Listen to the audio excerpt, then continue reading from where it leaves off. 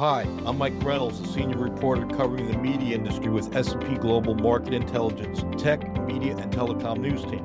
Welcome to Media Talk, a podcast hosted by S&P Global, wherein the news and research staff explore issues in the ever-evolving media landscape. On this installment, we're going to do something a little different. S&P Global recently held a webinar titled A New Era for Video Distribution. Sarah James, who manages the Tech, Media, and Telecom News Team, and is my boss and also the editor of Media Talk, led this discussion. Sarah spoke with a trio of Kagan research analysts in assessing the U.S. pay TV landscape, the rise of streaming services, and evolving media company strategies.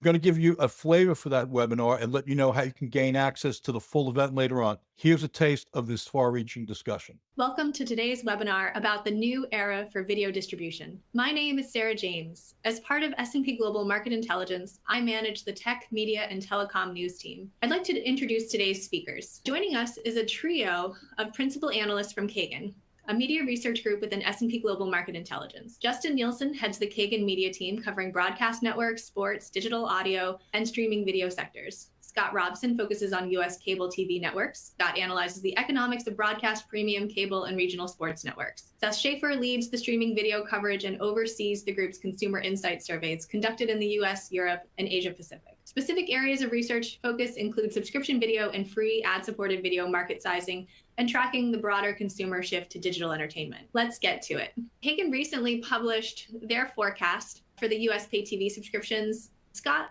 can you talk about what the forecast shows from Kagan? Hello, everyone. When talking about a new era for video distribution, linear video distribution is on the decline. We estimate that there were around 46 million traditional multi-channel homes at the end of 2024, which is down from over 100 million in the industry's heyday. So about 1/3 of US video homes subscribe to a traditional multi-channel service. Now, 2025 is set to be a pivotal year as we're projecting online video-only homes to surpass traditional multi-channel homes for the first time. When we dig into the forecast, the satellite and telco operators are shedding subscribers at a faster rate than the cable operators. Comcast and Charter are the biggest players in cable video, and it looks like some of the smaller players are likely exiting video to focus on broadband. Now, from the cable network's perspective, this has been the biggest challenge. Cord cutting has resulted in fewer viewers and paying subscribers, which has had a negative effect on both distribution and advertising revenues. Seth, prior to the webinar, we had an audience question come in around the impact of virtual MVPDs in the pay TV universe. Are they still growing? From the virtual multi-channel world, really, this launched in 2015 in the US. The PlayStation Vue was the first. I think it was a bit of an exciting time at Kagan as far as a new model that we talked about, heard rumblings about, and suddenly it's here in the space. Early days of that model were $30, $40, $50 packages. In some ways, it was finally what consumers were clamoring for, of getting out of kind of the pay TV world, slimmer, skinnier bundles, priced under $100 a month. As that sector has evolved, though, it's starting to look a bit more like traditional pay TV. So packages have gotten more expensive, lineups have gotten bigger, things like that. We haven't really seen the virtual services. These haven't been a one-for-one replacement. When we talk about cord cutting, we're still seeing a decline over time, even with kind of the rise of the virtual multi-channel subscribers. It's not moving that total stack bar higher and higher. So those are the households that are dropping out of the pay TV world, taking on other streaming services, subscription services, using a lot of free services, using YouTube, TikTok, things like that. In a way, what we all cover, Justin, Scott, and myself, is really trying to give clients kind of insight on a quarter-by-quarter basis of the flow of these subscribers, the impacts, and where companies need to be to meet this shift in consumers that we're seeing over time. One more for you. Can you just give us a sense of scale here? For instance, how big is the biggest streamer versus how big is the biggest traditional operator, and how big is the biggest virtual MVPD? Yeah, so the Netflix, Hulu, Disney Plus, kind of these streaming services at the top, they've dominated this list. To be fair, we are talking about different delivery models. A $10 subscription to a Netflix or Disney Plus looks different than a $100 plus subscription to a Charter or Comcast for a traditional pay TV service. Or on the virtual multi-channel side, these packages now are $70, $80 a month. So it's a bit mixing apples and oranges as far as what this scale really means. But we have really seen over time, obviously the streaming subscription services, consumers I think from our survey data, it's over 4 services per household on average on the SVOD side. Obviously, that's popular. With the virtual multi-channel model we were talking about, YouTube TV is the largest in that sector, closing in on Charter and Comcast. So in the next few years, those may be at parity. What that kind of means, it's going to be an interesting trend for us to track. Traditionally, the virtual multi-channel services had smaller subscriber bases, so they were a little bit disadvantaged in carriage negotiations when they go to a Disney, a Paramount, and there's negotiating over what they're going to pay for network carriage. So that smaller base put them at a disadvantage for the virtual multi-channel ones. As they get bigger, they have a bit more leverage on those negotiations and what that looks like.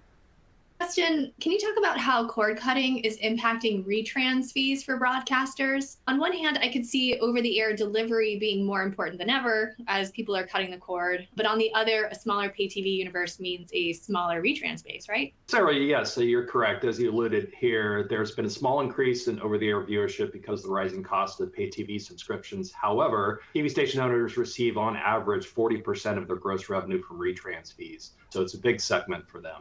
And the consumer shift from traditional to virtual pay TV subscriptions has impacted the affiliate TV station owners since the networks actually negotiate the virtual carriage and terms as opposed to direct negotiations with the MVPDs in the retrans regime. Despite the slowdown in retrans growth, broadcasters have fared better than basic cable nets and RSNs or regional sports networks, given the strength of their national and local programming and live sports, including Super Bowl and NFL games, and generate roughly 28% of the fees paid by all pay TV operators. So I see that we've got a lot of questions around M&A, and we are definitely going to talk about that. But before we do, we also wanted to take a second to talk about margins across these 3 different segments we've talked about. So if we could just go around, Justin, how have margins for broadcasters changed over time and why? Yeah, going back about a decade, it was really good for broadcasters. The 40% plus was not uncommon. That has trimmed down to probably low 30s in political years,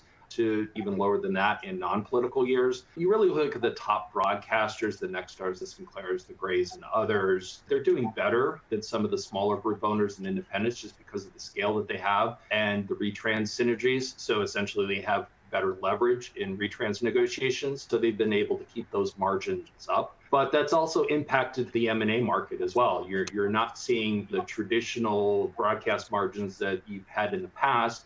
And most of broadcast transactions are based on a cash flow multiple. So those station values have either declined or they just stopped trading because those values are not commensurate with what they're looking to sell it for. Scott, on the cable side, can you talk about the changing margins on both maybe the distribution and the programmer side? Yes, from the cable network's perspective, declining revenues have resulted in declining margins. There were cable networks with margins of 60% plus in the industry's heyday, and those have declined a lot in the past decade. It's now more common to see a network with around 30% margins or even less. There's also been a pullback in expenses at cable networks, which has helped keep these margins afloat, especially as more original content shifts to streaming services. From the operator's perspective, margin on video has been declining for years now. It's gotten to pretty much unsustainable levels for some of the smaller players. Even the bigger players seem to be using video as more of a retention tool rather than a profitable business line and a cash flow driver. Great. And Seth, if you could take the streaming side, how have margins changed for SVOD and AVOD services? Yeah, in some ways margins are easy to talk about for me because they don't exist in the context that we're talking about. For all of the excitement around streaming, this shift to streaming, it's still been a struggle for most operators to get to profitability. We, in our sort of internal media training, we're always encouraged not to call out single companies and things like that. With that caveat, it's really difficult to talk about streaming margins without obviously looking at Netflix, with what Netflix has been able to achieve with kind of 20-25% operating margins, and everyone else that has been investing heavily, spending billions on content, building out infrastructure, expanding globally. And the caveat here for this is that we're looking at the direct-to-consumer parts of these businesses. So obviously Disney overall is more profitable than what we're looking at here. This is just isolating the direct-to-consumer streaming part of it. Big headway from all the major kind of global streamers. The flip side of that coin is that what's helped from a profitability kind of operating income point of view has involved layoffs. It's involved kind of scaling back ambitions about what markets globally all these services will operate in. And it's really been cutting back on kind of content spending, trying to find that balance between reducing churn, keeping people happy with the service, finding some growth in new subs, but also just being realistic about, how many $100 million plus new original shows can you produce in a year and still be profitable? Has really been the big shift in the last few years, I think. Yeah. Scott, we got a lot of questions that came in around multiples of cash flow for cable networks in M&A. I think about the Time Warner deal with AT&T, which is maybe the peak for cable network valuations. More recently, obviously, we saw the Skydance deal. I wonder, going forward, how are you thinking about how cable networks will be valued in a sale in the cord-cutting environment?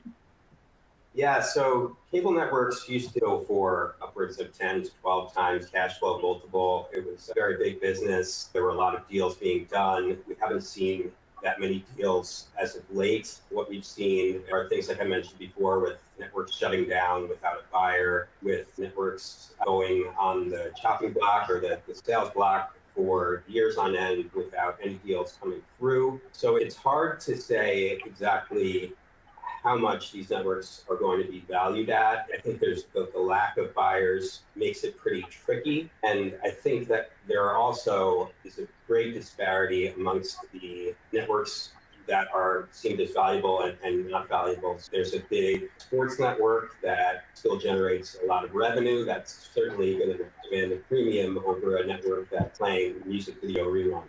The Trump administration has been widely expected to usher in a deregulatory environment, which could be good for M&A. Justin, can you talk about the broadcast side and the outlook for M&A there? Yeah, so at the beginning of the year, there was a lot of enthusiasm for regulatory relief under the Trump administration and potentially lifting or eliminating the 39% national ownership cap for TV station owners. That stalled a bit because of all the pushback for Trump's executive order barrage and Musk's DOGE cutbacks. So I'm hopeful that it gets on the Congress's radar and the FCC. The NAB CEO, Curtis Leggett, in a recent keynote address, advocated for the elimination of the cap and then basically opined that was instituted in an era without competition from streaming companies. However, it can't be the FCC alone that lifts the cap. It has to go through a bill in Congress to make that change to the Cable Act back in '92 and subsequent acts. Scott, what about on the cable side? I think David Zaslav in particular had been very vocal about wanting an administration that was open to M&A or partnerships. How are you thinking about the M&A outlook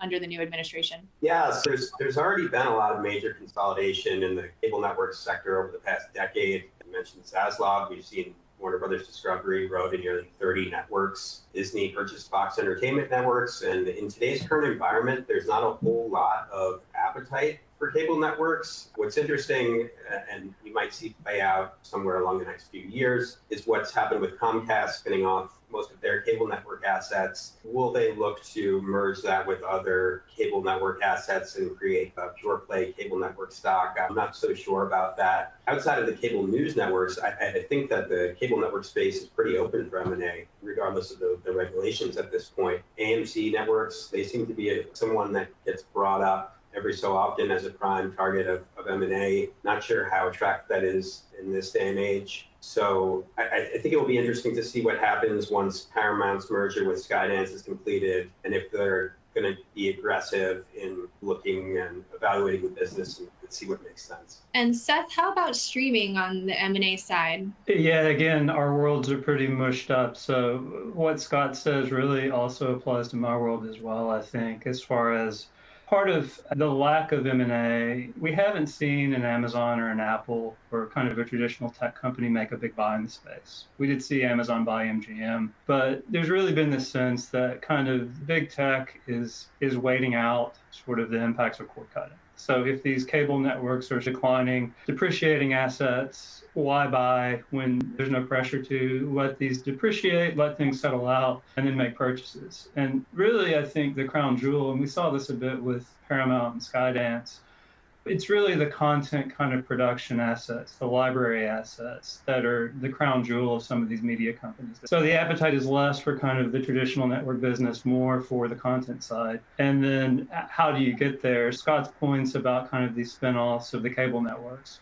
I think that's a necessary step to really allow people to come in and buy the parts of these businesses they may be most interested in. Lionsgate's another one that's made efforts to split off the traditional kind of linear business from content assets. The regulatory issues really come into play when we've talked in the past about a combination of a Comcast and a Paramount and things like that, where you have too many broadcast networks and things can't fit because of regulations. So that's been a holdup in the past, but I think we're getting to a different environment. I think to Scott's point, it'll be interesting to see with the spinoffs of the cable networks, are those buyers primarily kind of private equity? Are there people who still see cash flow and short-term value? Or will one of these spinoffs be more of an aggregate? Will they purchase more cable network assets and be a mega aggregator that's got more leverage and things like that? So I think that story is still to be written in the next year or two. That concludes this episode of Media Talk. Many thanks to Sarah, Justin, Scott, and Seth for sharing their thoughts,